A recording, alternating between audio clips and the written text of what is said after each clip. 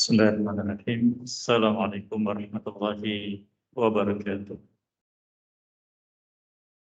Innal hamdalillahi nahmaduhu wa nasta'inuhu wa nastaghfiruh wa na'udzu billahi min shururi anfusina wa min sayyiati a'malina man yahdihillahu fala mudilla lahu wa man yudlil fala hadiya lahu.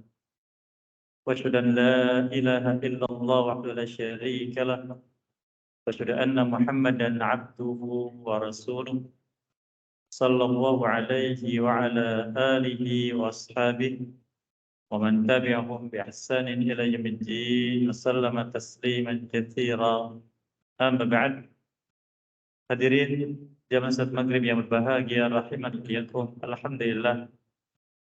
Tak lupa kita menyampaikan pujian kita dan ungkapan rasa syukur kita kepada Allah Azza wa Jalla atas kemudahan yang diberikan kepada kita untuk bisa istiqomah meniti jalan iman, membuktikan ketaatan kita semua kepada Allah Subhanahu wa taala. Semoga Allah Subhanahu wa taala senantiasa memudahkan kita dalam meniti jalan ketaatan ini dan istiqomah di atasnya sampai kita berjumpa dengannya dalam keadaan demikian. Salawat dan salam tak lupa juga untuk kita sampaikan kepada teladan kita, Nabi kita Muhammad sallallahu alaihi wasallam, keluarganya, para sahabatnya, dan siapapun yang mengikuti jalan beliau sampai akhir zaman. Kita masih bersama faedah dari kitab Al-Wadih, penjelasan tentang fikih kitab dan sunnah yang ditulis oleh Fadlatul Syekh Dr. Muhammad Badi' Musa hafizahullah ta'ala. Masih bersama pembahasan tentang sholat jamaah. Terakhir pembahasan kita sampai pada hukum-hukum seputar imam, dan pada majlis ini insyaallah kita masuki poin berikutnya, yaitu pembahasan yang ketujuh dari pembahasan sholat jamaah. Beliau katakan a'dzar tarkil jamaah, udzur-udzur yang diperbolehkan seseorang tidak melaksanakan sholat jamaah di masjid. Sebagaimana kita ketahui, yang dimaksudkan dalam atau yang dimaksudkan dengan sholat jamaah oleh para ulama dalam pembahasan ini adalah sholat jamaah di masjid. Sholat jamaah di masjid yang dibangun di kampung tinggalnya kaum muslimin. Bukan jamaah di rumah atau di bangunan-bangunan yang dikhususkan untuk beberapa orang saja. Tapi bangunan yang memang dikhususkan untuk berkumpulnya kaum muslimin di suatu daerah yang mereka melaksanakan sholat bersama di sana, yaitu jamaah, dikumandangkan azan, didengar oleh seluruh penduduk kampung, atau yang dikenal dengan masjid jami'. Itu masjid yang dibangun untuk berkumpulnya muslimin untuk mengadakan sholat 5 waktu dan juga sholat Jumat. Kemudian beliau katakan a'dzar tarkil jama'ah, udzur-udzur yang diperbolehkan seorang apabila mendapati itu, dia boleh untuk tidak hadir sholat jamaah di masjid. Yang pertama, al-baradu wal mataru wal illah. Disebutkan dalam satu poin di sini 3 udzur sekaligus. Yang pertama al-barad, ketika cuaca sangat dingin. Kalau kita tinggal di negeri Arab di musim dingin atau juga di negeri-negeri yang bersalju, ini dinginnya luar biasa, bahkan sampai di bawah 0 derajat Celcius, yang mungkin kita tidak sanggup untuk menahan dinginnya. Kemudian juga yang kedua kata beliau al-matar, yaitu hujan.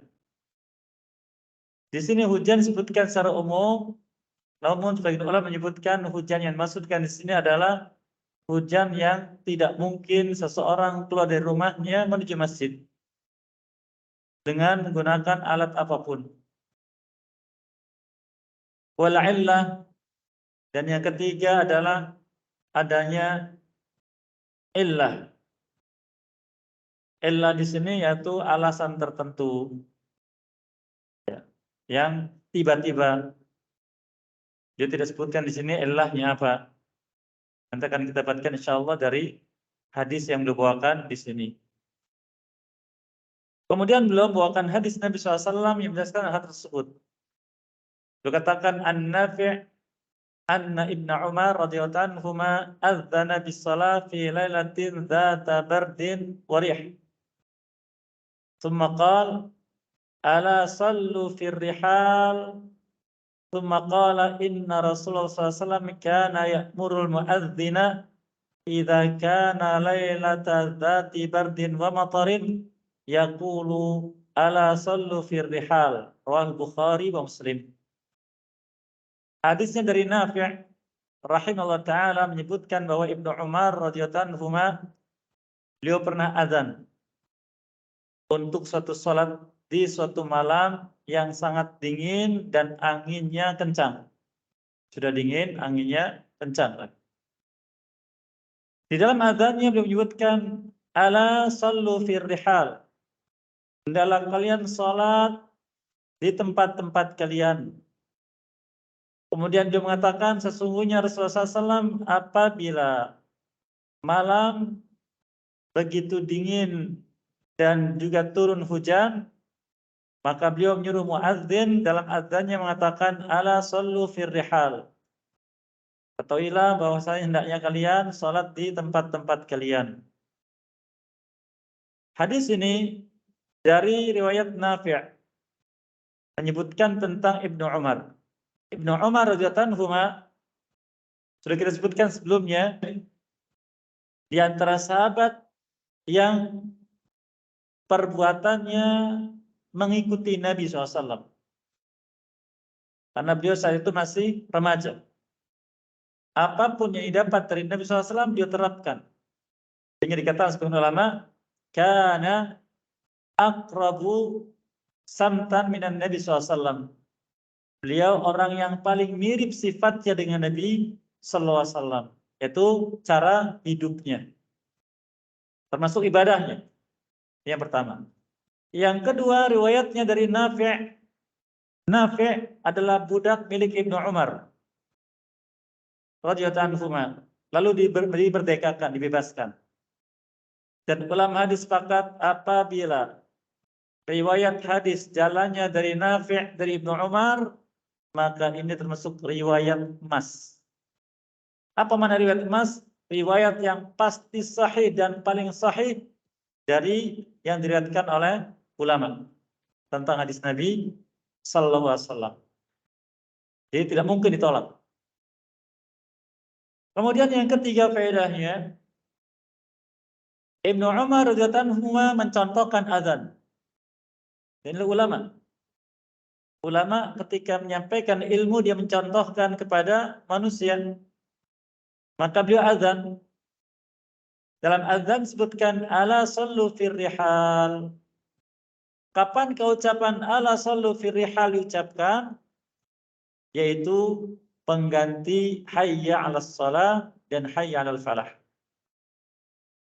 Jadi ketika azan itu setelah mengucapkan wasyhadu anna Muhammadar Rasulullah, maka muadzin mengatakan ala sallu fir rihal atau ala sallu fi rihalikum, dua kali.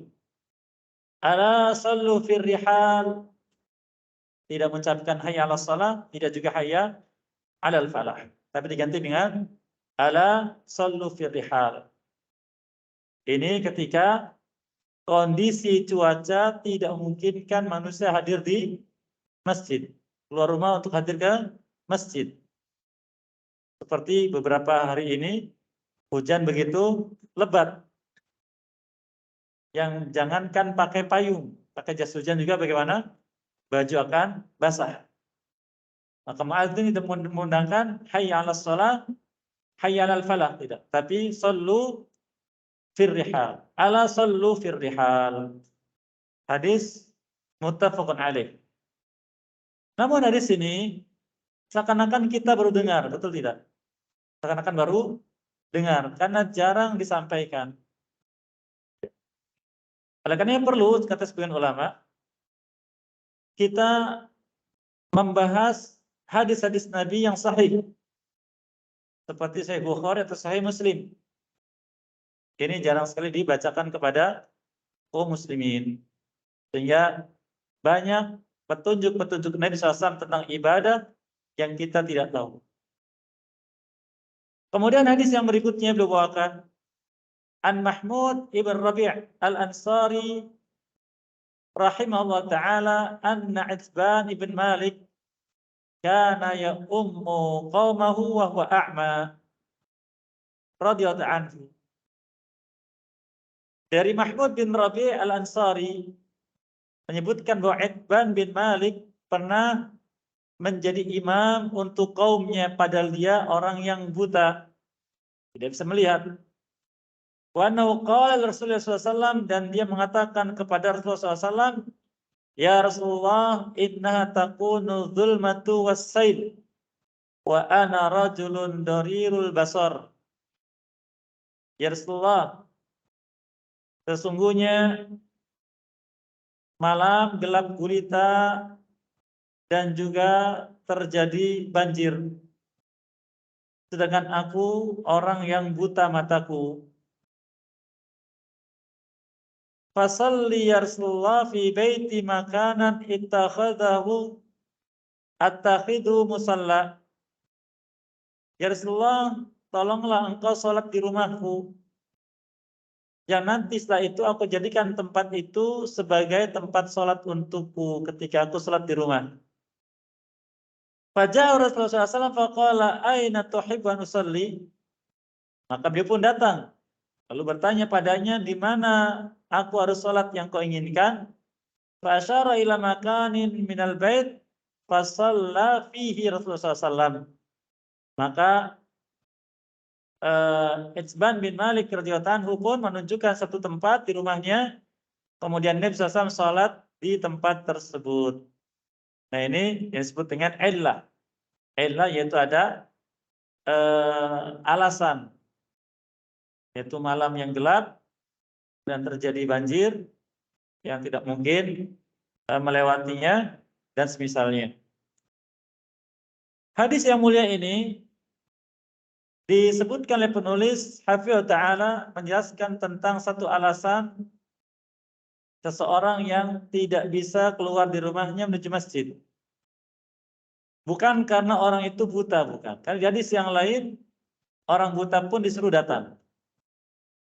Padahal dia menyebutkan rumahnya jauh, kemudian jarak antara rumah dengan masjid banyak binatang berbisa dan buas, ular, macam anjing hutan dan semisalnya. Tapi di hadis ini beliau datang, dan datang ini bukan untuk sholat wajib.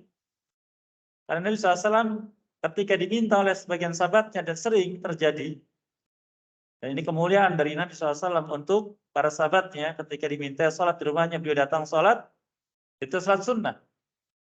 Sholat sunnah 2 rakaat. Kemudian tempat itu dijadikan tempat sholat untuk mereka penghuni rumah. Dan di antara faedahnya Allah SWT, ketika Nabi SAW mengabulkan permintaan sahabat yang mulia ini, menunjukkan itu adalah disebut dalam ilmu hadis namanya pengakuan atau kesepakatan dari Nabi SAW bahwa perbuatan itu boleh, dan apa yang disampaikan olehnya tentang alasan tidak datang ke masjid itu alasan yang diakui. Faedah berikutnya, kebiasaan dari orang terdahulu, khususnya generasi awal umat ini, yaitu para sahabat Nabi SAW, di rumah mereka menjadikan satu tempat khusus untuk sholat. Baik itu sholat sunnah atau sholat wajib bagi penduduk rumah. Termasuk ketika ada halangan untuk pergi ke masjid yang disyariatkan, maka sholat di tempat tersebut. Ini barangkali sebagian orang tua kita dulu ketika membangun rumah, bagaimana? Dibangun tempat khusus untuk sholat. Yang semakin ke sini, rumah-rumah sudah kosong dari tempat tersebut. Kemudian, ini alasan yang pertama, atau uzur yang pertama, itu karena cuaca dingin, atau hujan, atau ada penghalang. Yang kedua, al-maradu wa adamul qudrati alladhi yata'adzaru ma'ahu hudurul jama'ah. Sakit yang diderita seseorang dan tidak adanya kemampuan untuk pergi dari rumah menuju masjid untuk menghadiri jamaah, atau tidak ada orang yang membawanya. Maka uzur yang kedua ini penulis mengembalikan kepada firman Allah Subhanahu wa taala yang merupakan kaidah secara umum di surat Al-Baqarah ayat 286, di mana Allah berfirman, la yukallifullahu nafsan illa wus'aha.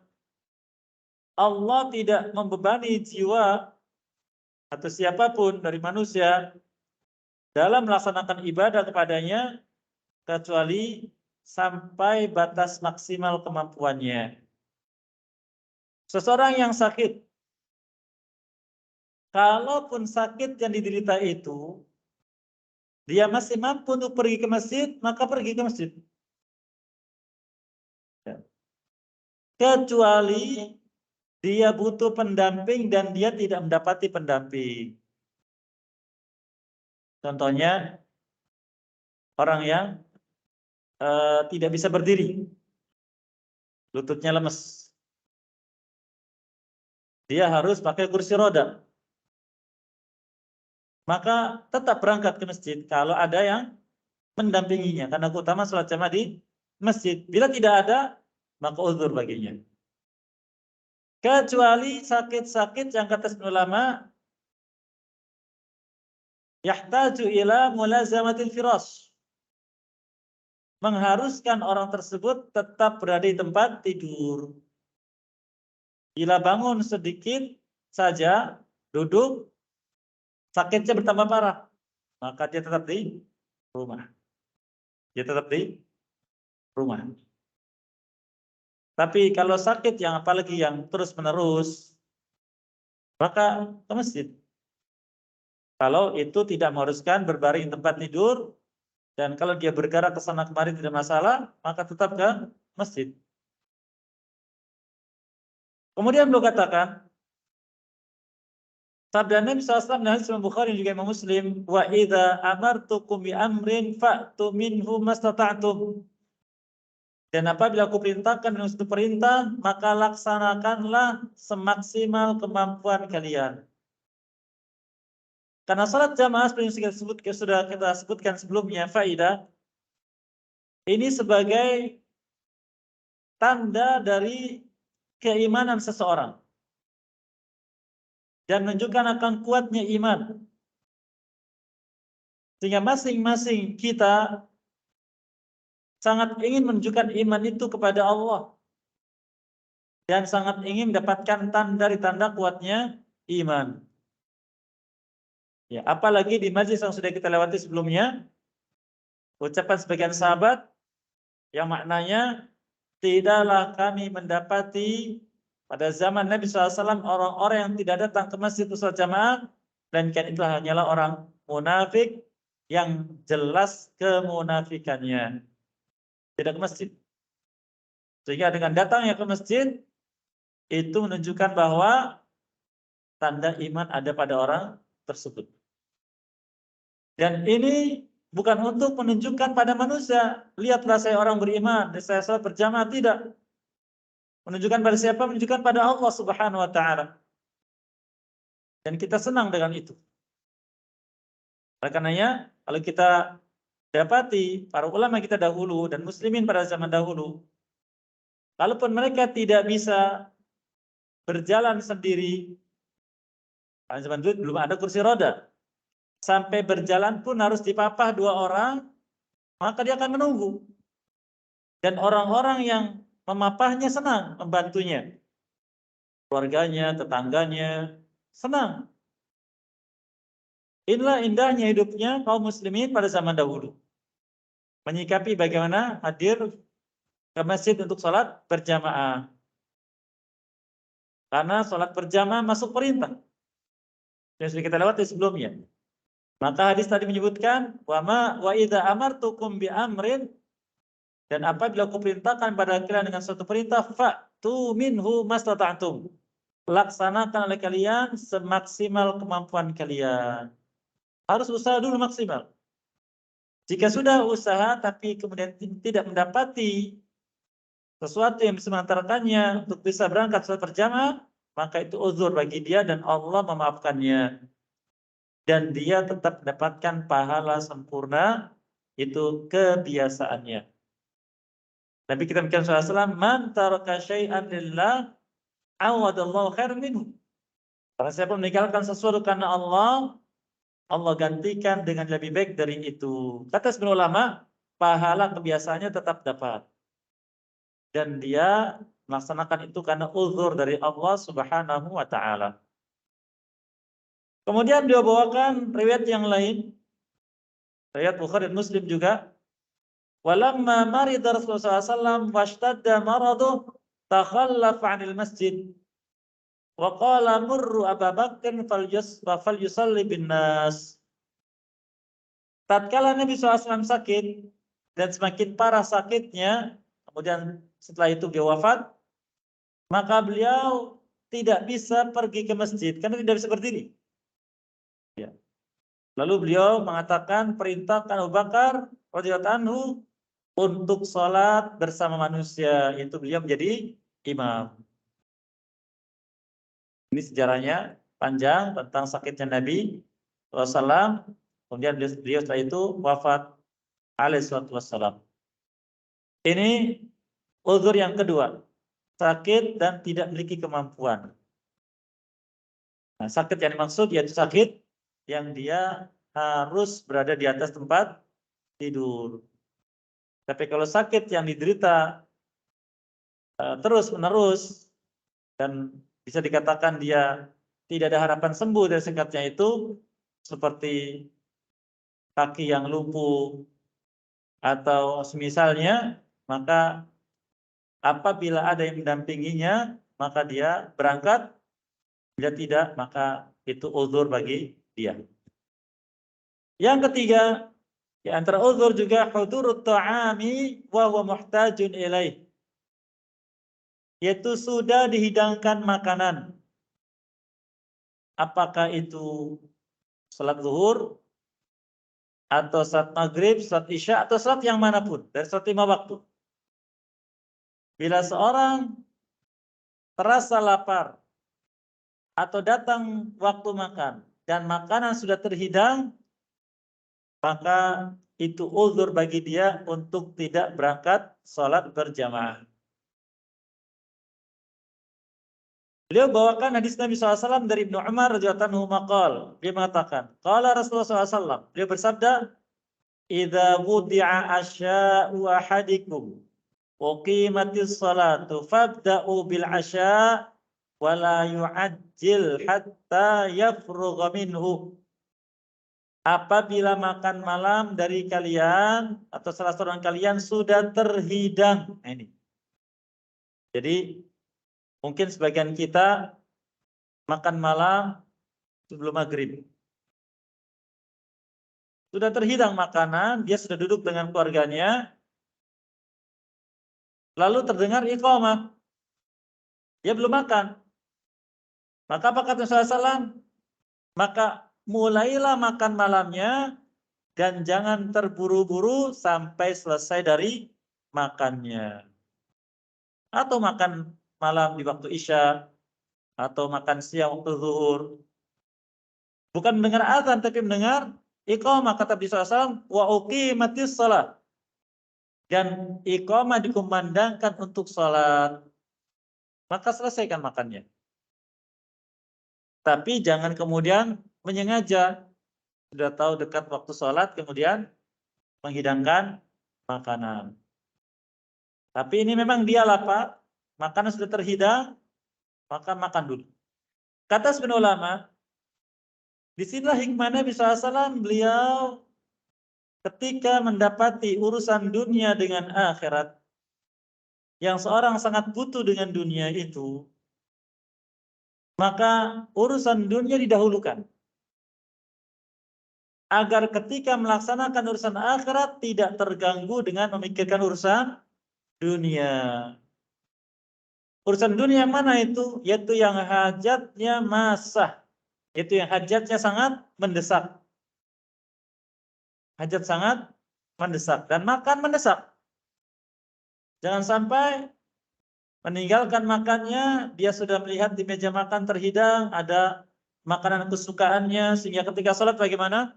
Pikirannya ke meja, maka tidak khusyuk sholatnya. Nah, ini contohnya. Kemudian berikutnya beliau katakan wa kana Ibnu Umar yud'u lahu at-ta'am wa tuqamu shalah fala ya'tiha hatta yafrugha wa innahu la yasma'u qira'atal imam. Maka Ibnu Umar radhiyallahu anhu pernah mengalaminya, yaitu suatu hari dihidangkan padanya makanan. Kemudian iqamah dikumandangkan. Dia tidak meninggalkan makanan tersebut dan tidak datang ke sholat. Padahal sudah dikumandangkan iqamah. Sampai selesai makan. Dan ketika dia makan, dia mendengar bacaan imam. Karena penduduk Madinah zaman dulu, yang pernah ke Masjid Nabawi, atau kalau mau lihat di di TV Quranul Karim, Masjid Nabawi, Madinah zaman Nabi SAW segitu. Jadi tembok-tembok pagar masjid itu berkeliling. Nah, Madinah zaman Nabi SAW seluas itu. Masjidnya kecil. Masjid itu kita menghayal dulu sebentar yang pernah ke sana. Rumah, ada mimbar, kemudian ke sana sedikit, ke belakang sedikit, itulah masjidnya. Kecil. Dengan ini lebih luas ini.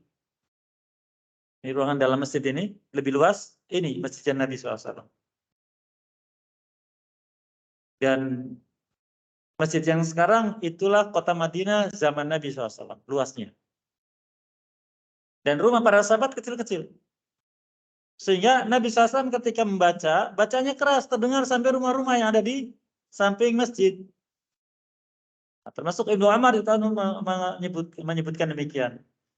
Bahkan juga sebagai contoh, ada seorang wanita meriwayatkan hadis Nabi SAW, beliau katakan, aku hafal surat Qaf dari khutbahnya Nabi SAW.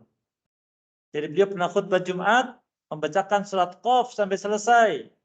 Dan wanita ini dia tidak ikut salat Jumat, mendengar khutbah tersebut sampai hafal surat Qaf. Ini sebagai contoh. Kemudian yang keempat, di antara uzur, seseorang dikatakan tidak berdosa ketika tidak menghadiri salat jamaah di masjid. Mudafa'atul akhbathain.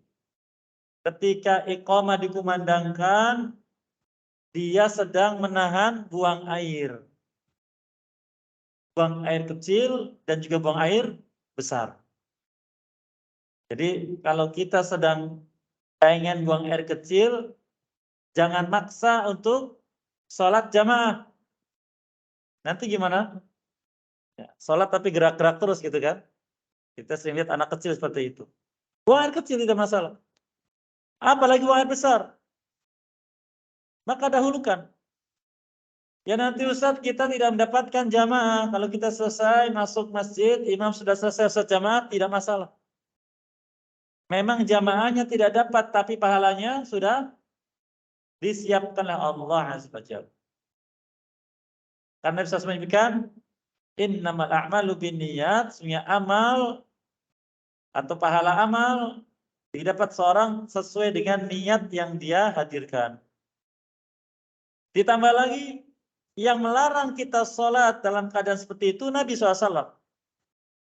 Disebutkan di hadis Aisyah radhiyallahu anha qalat, dia mengatakan sami'tu Rasulullah SAW, aku mendengar beliau bersabda, la salata bi hadratit ta'am wala huwa yudafi'ul akhbathaini. Tidak ada salat ketika makanan sudah terhidang. Nah, tadi sudah disebutkan di poin sebelumnya, poin yang ketiga. Demikian pula tidak berlaku bagi orang yang sedang menahan dua perkara buruk. Dia menyebutkan akhbathain, dua perkara buruk, yaitu buang air besar dan buang air kecil. Buang air besar dan juga buang air kecil. Maka ini harus didahulukan. Ini semua kata ulama. Poin yang ketiga di keempat ini disebutkan agar kita ketika sholat, pikiran kita tidak terganggu oleh urusan dunia yang sedang atau meninggalkan makan malamnya atau makan siangnya, terbayang di benaknya makanan yang enak sehingga sholatnya tidak khusyuk. Demikian juga orang yang menahan buang air besar atau buang air kecil ketika dia masakan untuk sholat, bagaimana? Dia menahan sambil tidak khusyuk, goyang-goyang. Bahkan juga mungkin madarat bagi orang tersebut dari sisi kesehatannya. Maka disebutkan dahulukan. Jangan memaksakan untuk sholat berjamaah.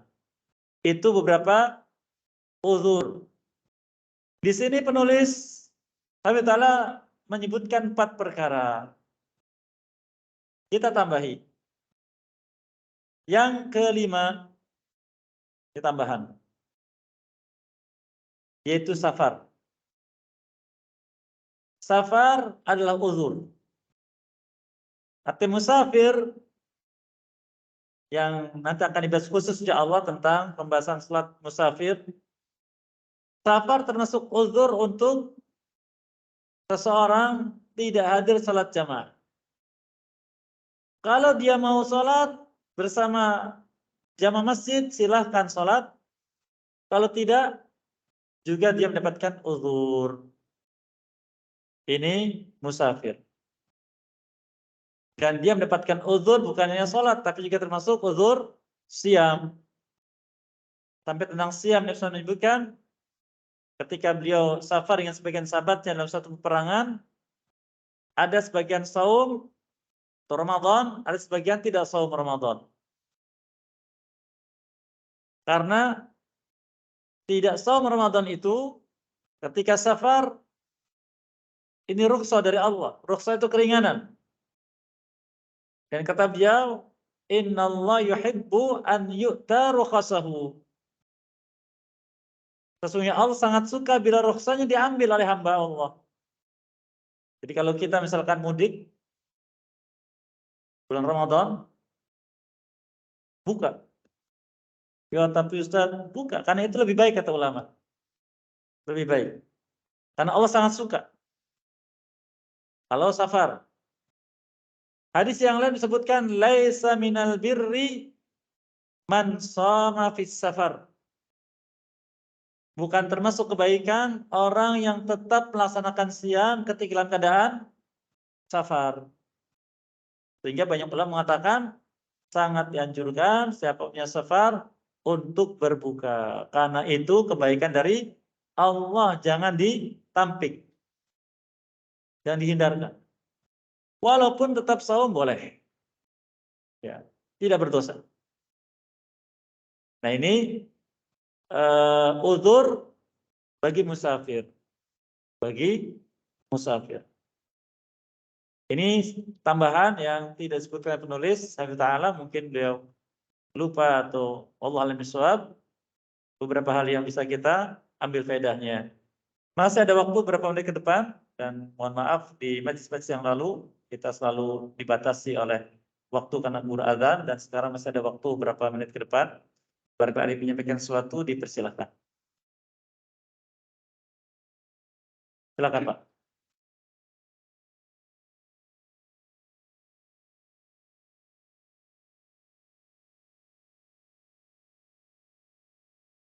Pada waktu itu udah zuhur, dan apakah kita ngikut yang mana?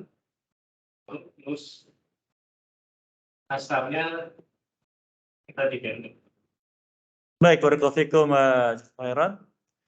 Musafir apabila dia singgah di masjid, ikut bersama jamaah masjid yang ada, pertama dia salatnya sempurna bersama imamnya. Dan kalau dia mendapatkan masuk jamaah itu, masuk rakaat ketiga, maka dia ketika imamnya salam, dia sempurnakan salatnya. Karena dia sudah berjamaah bersama imam. Ini para ulama menyebutkan hal tersebut berdasarkan hadis Nabi SAW, innama ju'ilal imam litamma bih. Imam diangkat untuk diikuti, maka tidak ada alasan makmum itu siapa. Yang kedua, bolehnya berbeda niat antara makmum dan imam. Boleh. Makmum salatnya asar, maaf, imam salatnya asar, makmum salatnya zuhur. Boleh. Lalu bagaimana asarnya dia? Ketika sudah salat, dia salat asar sendiri. Qashar. 2 rakaat karena sendiri. Atau bersama temannya. 2 rakaat. Ustadz, bagaimana kalau ternyata saya salatnya maghrib, imam salatnya isya? Di sini ada beberapa pendapat. Allah miswab, saya hanya menukilkan pendapat yang mereka mengatakan salat bersama imam walaupun beda rakaatnya, maka ketika sampai rakaat ketiga dia salam sendiri. Salam sendiri lalu masuk lagi berjamaah lagi bersama imam untuk salat isya.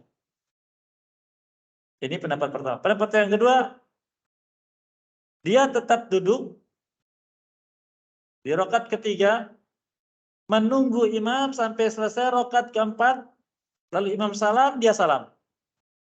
Lalu dia salat isya sendiri. Ini beberapa pendapat tentang salat maghrib yang dilakukan oleh makmum ketika imamnya salat isya. Bahkan bukan hanya perbedaan niat antara salat wajib. Imam yang salatnya sunnah boleh diikuti oleh makmum yang salat wajib. Dari hadis yang sudah kita lewati, hadis Mu'adz bin Jabal radhiyallahu anhu, beliau pernah salat isya di Masjid Nabawi bersama Nabi SAW dan kaum muslimin. Lalu dia pulang ke kampungnya, lumayan jauh. Ketika lewat masjid kaumnya, mereka berkumpul di masjid.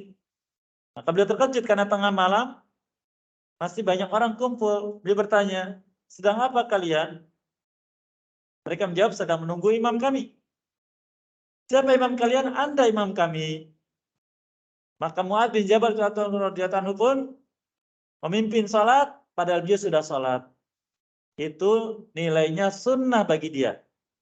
Dan makmumnya sah. Salat wajib berjamaah. Jadi bolehnya perbedaan niat antara imam dengan makmum. Begitu Pak. Wallahu a'lam. Rest area 57 kan ada disediakan khusus di set belakang itu untuk jamaah. Iya. Jadi imam lagi sholat ini, tapi di sana ada sholat berjamaah lagi, jamaah gitu. Imamnya imam salat fardu. Imam tetap. Tidak boleh Pak. Harus ikut dengan imam Pak. Harus ikuti ya? Ikut dengan imam. Bahkan orang yang sudah sholat pun, sudah saya lewat hadisnya, orang yang sudah sholat pun ditegur oleh Nabi SAW. Kenapa kalian tidak ikut sholat? Kata mereka, kami sudah sholat. Walaupun kami sudah sholat, tetap ikut sholat. Jadi, kalau ada sholat, tidak boleh ada jamaah kedua. Kecuali jamaah yang pertama, yang memang rutin, sudah selesai, silahkan.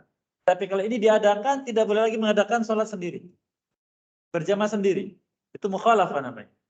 Harus ikut bersama jamaah yang tetap. Ya tapi kami kan safar, tidak ada alasan. Karena SAW juga pernah safar. Ketika sampai di Makkah, Fatu Makkah, beliau menyebutkan ketika menjadi imam, atimmu fa inna qaumun safar. Sempurnakan salat kalian karena kami kaum yang sedang safar. Maka salatnya 2 rakaat, jamaah semua salatnya sempurna, bangun lagi masing-masing. Kan berbeda, beliau sedang safar. Tidak dibedakan karena salatnya sama. Salatnya sama. Maka musafir ikut dengan imam. Selesai itu silakan mereka bikin jamaah lagi, jamaah qashar bersama imam yang ditunjuk. Begitu. Allah. Ini karena kejahilan yang ada pada kita, hanya sekedar tahu melaksanakan, oh kalau safar itu jamaah qashar. Tapi kita tidak paham berada di mana melaksanakannya. Begitu. Allah. Masih ada? Silakan, Pak.